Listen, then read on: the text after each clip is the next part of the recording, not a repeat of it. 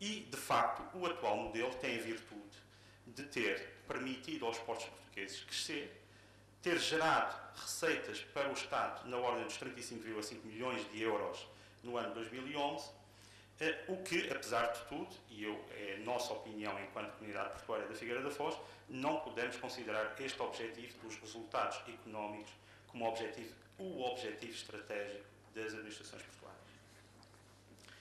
E para aqueles que acham que a hipotética centralização é para permitir uma maior cooperação entre os portos, eu julgo que devem atentar, por exemplo, em modelos que já existem e, portanto, não vale a pena inventar muito, é só ir copiar, ver o que é que existe a nível europeu. E, por exemplo, nos portos da Flandres estão reunidos num grupo, cada um tem a sua estratégia individual e reúnem-se sempre que possível para coordenar ações. E, portanto, não é preciso criar artificialmente um chapéu para que as pessoas falem e coordenem ações. Agora, o que é preciso é que os portos continuem a competir uns com os outros. E, portanto, este chapéu vai efetivamente retirar este nível de concorrência que em muito prejudicará o país. E nesse aspecto, da centralização, mais uma vez, há que olhar para aquilo que se faz lá fora. E um estudo do European Seaports, este estudo de 2011, diz que na Europa, 77% das administrações portuárias gerem um ou dois portos. E, portanto, nós aqui em Portugal queremos inovar muito e queremos gerir, não sei quantos, 4, 3, 2, 3, talvez 3. E, portanto, não vale a pena nós sermos muito melhores do que os outros, nesse aspecto, irmos à frente dos outros, quando, naturalmente, existem um conjunto de tendências que já se viu que não resulta em termos de centralização. Por outro lado, a nossa tendência centralista em Portugal sempre deu maus resultados e, portanto, desprezam-se naturalmente a prazo os interesses regionais e lá está aquela gestão com o coração que o Presidente da Câmara de Ilha falava há bocadinho. Uma gestão de proximidade é fundamental nesses termos. É preciso acreditar naquilo que estamos a fazer e todos nós, ou pelo menos alguns de nós que são profissionais dessa área, já lidaram com organizações deste género em que as estruturas locais mais não eram do que caixas de correio. E, portanto, a malta ia lá, depositava a sua queixa e 30 dias depois vinha a resposta da tutela a dizer: olha, não tivemos tempo para analisar esta questão, fica para a próxima. E, entretanto, os navios estavam parados e as coisas não se materializavam. E, portanto, mais uma vez, centralismo parece-nos uma situação complicada. Ainda para aqueles que acreditam que o planeamento central está em voga e que alinham pela tentação de criar artificialmente, a partir do quartel-general da holding dos portos, seja em Lisboa, em Leixões, onde seja, um modelo de especialização artificial em que se determina que o Porto A faz granéis e o Porto B faz contentores, é importante que percebam que há que deixar às empresas, aos utilizadores, o direito de escolha.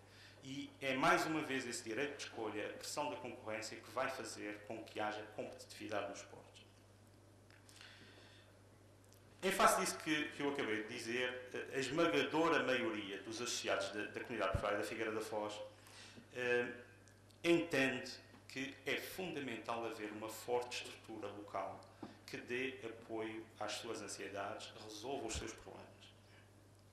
E, portanto, achamos que a perca de autonomia nos portos será claramente um problema para, em primeiro lugar, o nosso porto, em segundo lugar, para as nossas empresas, em terceiro lugar, para a nossa região, em quarto lugar, para o nosso país. E, portanto, fundamental manter-se estruturas fortes, porque o dia-a-dia dos portos não se compadece com decisões lentas. Portanto, estamos a falar de atividades que devem se desenrolar de uma forma fluida e com respostas atempadas.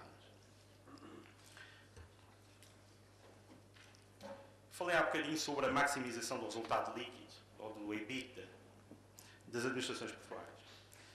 E nós dissemos que a nossa opinião é que, claramente, o objetivo da administração portuária não deve ser esse.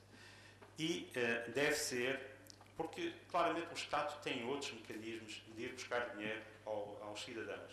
E, portanto, não é necessário ir para essa via. E, portanto, Aquilo que nos parece razoável é colocar como objetivo para a administração portuária seja a maximização de valor criado, aí sim em toda a cadeia portuária, ou a maximização de volume. Estes são objetivos, eu diria, credíveis e que fazem com que os portos cresçam. E, mais uma vez, olhando em termos europeus, o que é que se pratica nesta matéria? E de acordo com o mesmo modelo, que é o estudo é o European Port Governance, aquilo que se diz é que apenas 35% das administrações portuárias a nível europeu têm como objetivo a maximização de resultados. E desses 35%, uma grande fatia são portos britânicos. Ora, como sabem, os portos, estamos a falar de uma ilha, não é? E, portanto, há desde logo uma diferença muito grande entre os portos britânicos e os portos continentais, e há que acautelar isso. Por outro lado, parece-nos, e em Portugal esta situação já é uma situação que acontece, não nos parece fazer grande sentido que as administrações portuárias apresentem resultados astronómicos e, por outro lado, alguns dos operadores, sejam ETPs, sejam outros organismos que trabalham no Porto, estejam em falência técnica. Portanto, parece-nos fazer pouco sentido. É a mesma coisa que termos um centro comercial e cobramos rendas brutais e logo a seguir as lojas estão todas a fechar. Faz relativamente pouco sentido. Concluindo, as constantes interações entre toda a comunidade portuária e os restantes stakeholders do Porto e as autoridades portuárias, a necessidade de se garantirem respostas atempadas aos operadores, armadores, entre outros, a necessidade de se garantir a concorrência com outros portos, a identificação com a realidade e o necessário nível de cooperação, realidade regional, e o necessário nível de cooperação com as instituições regionais são razões para se manterem fortes estruturas locais na gestão das administrações portuárias. Enquanto do lado da eficiência e defesa dos interesses regionais e da competitividade, a criação de holdings para os portos nos parece desadequada, temos ainda sérias dúvidas que esta possa ser inserida em programas de corte de despesa. Aquilo que acreditamos que vai acontecer é que vão ser transferidos os custos das administrações portuárias atuais para as estruturas centrais. E, portanto, também do ponto de vista de cortes das despesas, parece-nos que nada ocorrerá. Por outro lado, ainda no modelo atual, há muitos aspectos que podem provocar reduções de custos. Nomeadamente, pode haver, e deve haver, sempre que possível, centralizações ao nível daquilo que são as atividades de back-office. E, portanto, poderemos ter serviços partilhados entre os portos, nada invalida que isso aconteça. Agora, de facto, a gestão do porto tem que ser local.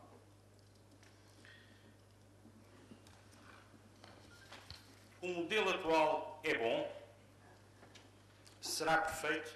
Admitimos que não. Não é um modelo perfeito. Há muito para fazer, mas há que otimizar.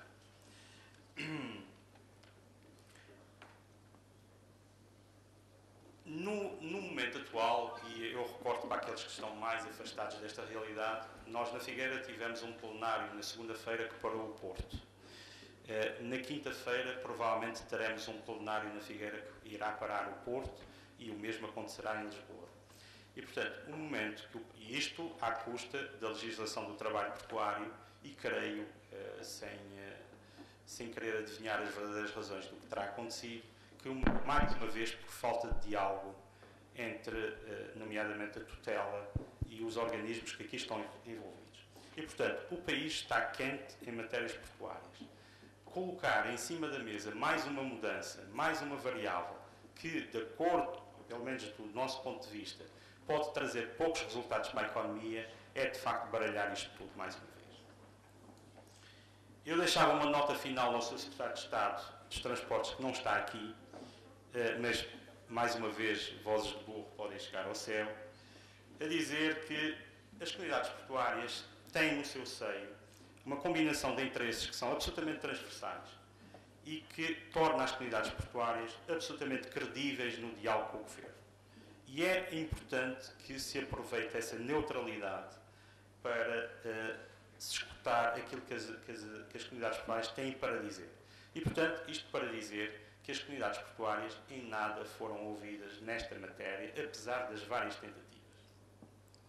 Mais uma vez, e não querendo forçar muito a nota com o Presidente Ribal Esteves, eu devo dizer que a questão da gravata com o farol eu iria pedir-lhe emprestada a gravata um dia que nós vejamos a luz ao fundo do túnel. Obrigadíssimo pela atenção.